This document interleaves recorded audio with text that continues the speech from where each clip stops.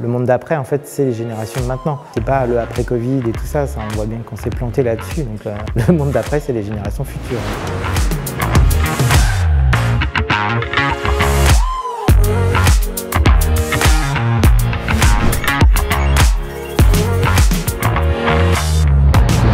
Que voilà, Agent, c'est déjà pas facile en 2020, comme dirait à Jupiter. Mais en plus, si tu n'as pas de diplôme, c'est encore plus compliqué. Si tu viens d'un quartier ou si tu es une femme dans le numérique. Donc voilà, c'est un peu le cumul des problèmes, je trouve. Vraiment, les boîtes, c'est clé.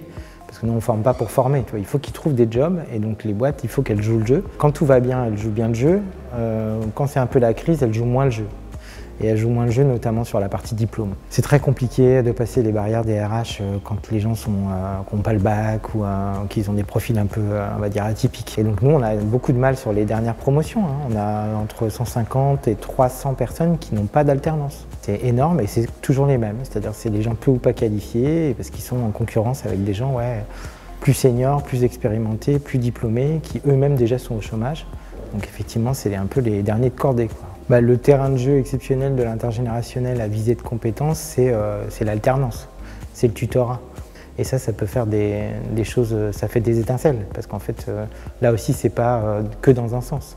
C'est pas le tuteur qui ne fait que apprendre à l'apprenant.